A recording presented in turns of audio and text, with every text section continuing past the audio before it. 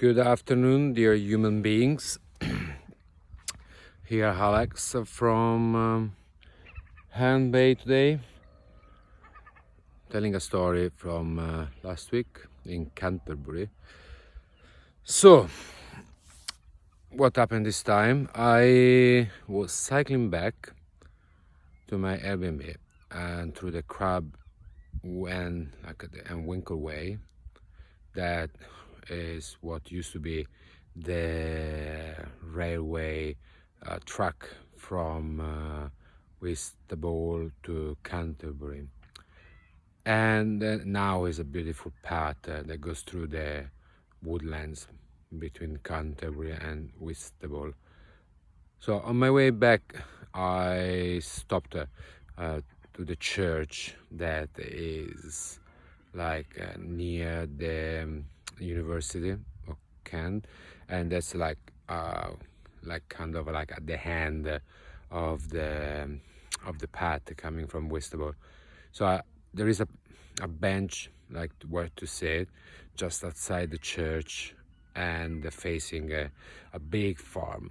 So I normally did stop there on my way to work to have something to eat in a relaxing environment surrounded by a lot of green.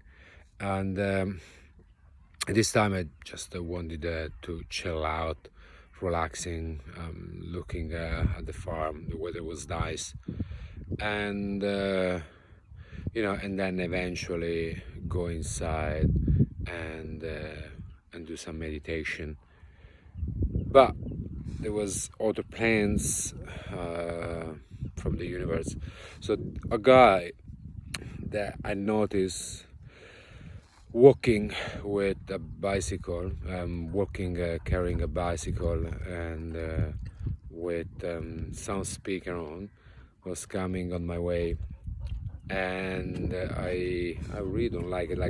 Nowadays there is a trend where basically people, not many, but quite a few people likes to cycling or like to running with the speakers on and loud music, very loud, and I don't like it. I don't think it's cool, especially when it's done in a beautiful environment like forests, natures and farms. Anyway, this is a young kid,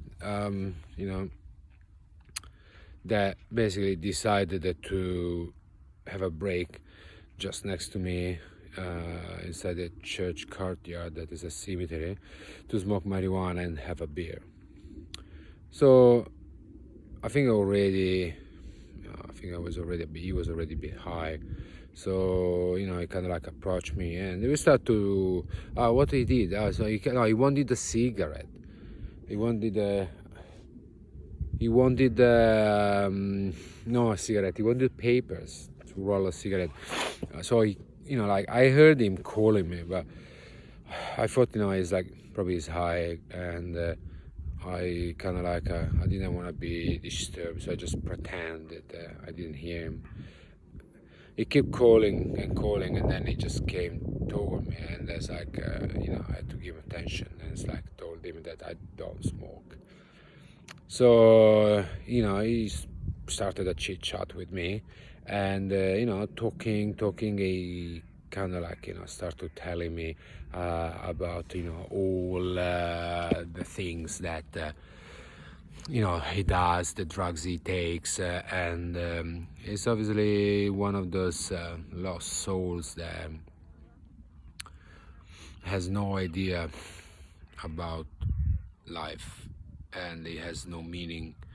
And as happen when we don't have any meaning, or we can't understand life, like normally drugs or alcohol. Alcohol is drugs, is the solution to help us to go through this, the suffering. I mean, obviously it's not his fault. He told me he comes from a village nearby, near Canterbury. Who knows the family? And if the family doesn't have a principle of values, they cannot, teach anything to today's kids. And maybe this is his case. Who knows? He's on his journey, but he's definitely used a lot of drugs, according to the story he been telling me non-stop while we were talking. But then there was one story that was actually really interesting me, because I don't remember now if I told him.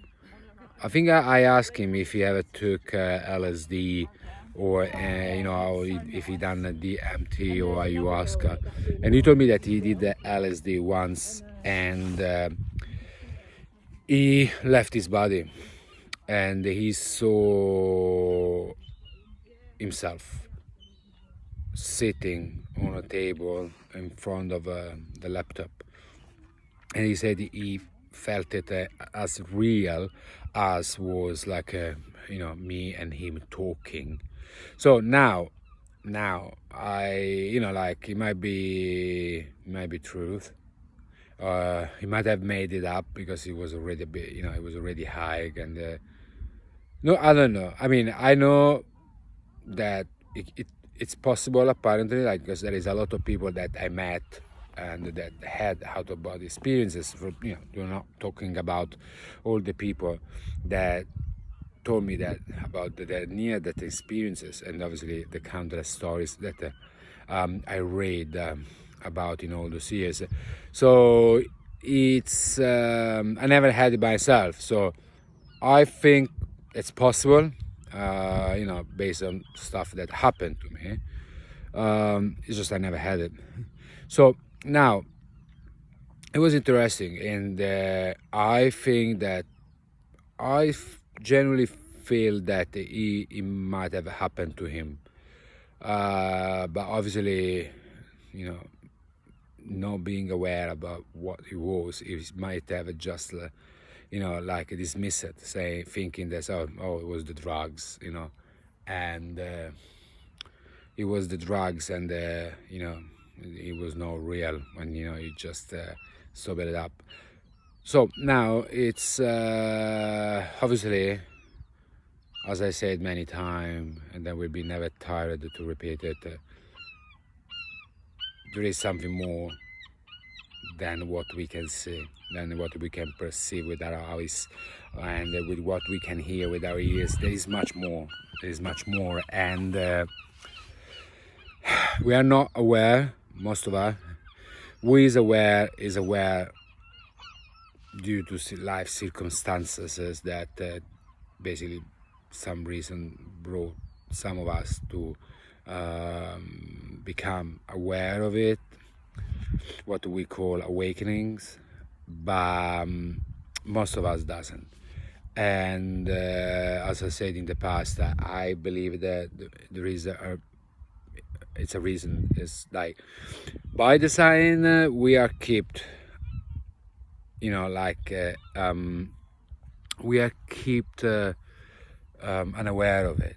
Like we are kept in darkness for a purpose, because it feels like there's a need to not let us evolve. I mean, we are evolving because we are definitely evolving spiritually, and but there is like a strong force trying to slow down this spiritual evolution, this sort of like a mass awakening, and it's done maintaining us in fear. Obviously there is much more than just what we've been told. Life is not just school, work, retirement, and that. It's much more, strongly believe it's much more meaningful than that, based on events that occurs to me, and based on all the people I met with unique and amazing stories. I mean, now you might not have had a near-death experience, but when you talk to people, to hundreds of people, you read hundreds of stories, thousands of stories, from people of any that completely different background, and all the story has so many similar things. You cannot dismiss it. When people that tells you to have had like an out of body experience, to be considering we are talking about that, and almost most of them from different, even if from different religious background, they tell you that it's basically all having same or similar experiences. You cannot deny that. That actually there might be something true in that. So there is a need, like we can change our society with violence. We cannot changing externally. So there is a really powerful, and this is, I can confirm it from my personal experience, these are really strong, powerful energy within us that when we are able to tap on it, we are able to be in touch with that. It's really can change you, can automatically will change and affect everybody around you. And I strongly believe that it does affect the entire planet as well. What we think and feel, it shows up in life. We create it. I could see firsthand.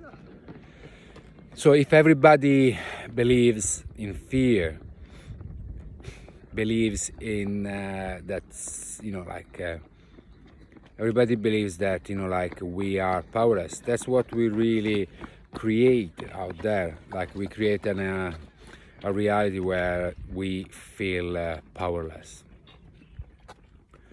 So we have a powerful energy that it's within us, and we must start to explore it. Like whoever is out there that we call society won't let you know about it. They will not tell you about it. They will not even make you think to even get information about it. Forget. They won't. Because if we create this society where we think we are powerless, that means we can create a society where we actually feel like we have power. But the power doesn't have to be used to dominate or control others, but has to be used for the benefit of others. We are not powerless, we are powerful. But the power we're looking for is not out there. It's within. And within, you can what you have within is not this body. This is just a vessel. It's just something temporary. It's not that. Inside there is an energy, like something even more powerful, that doesn't have a shape. It doesn't have a face. Doesn't have a looking. Doesn't look anything. And we are able, if we are able to learn how to get in touch, we can come out of it from this vessel. We can transform what this planet is. It's all about start to understand that what we perceive as real is probably not, and what we perceive as a me is not. Your body is not your body, your face is not your face, your name is not your name, your country and culture is not yours. You are nothing of this. okay? It's just an accident. What is inside doesn't have a country, doesn't have a nationality, doesn't have a culture, doesn't have a borders. But you need to learn how to figure out what is there.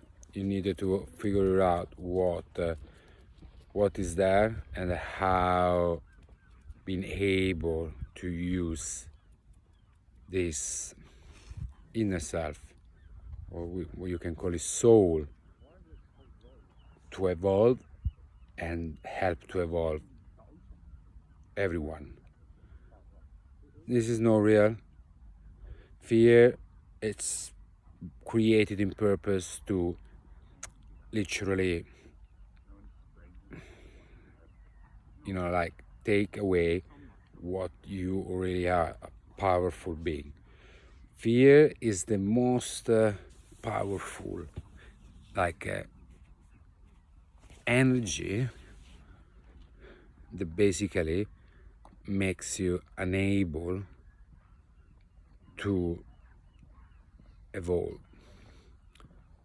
and keeps you in this illusion of separation, fear and worries. We are not what we see in the mirror every day. We are not there. You need to start to understand what is inside, what is the real you.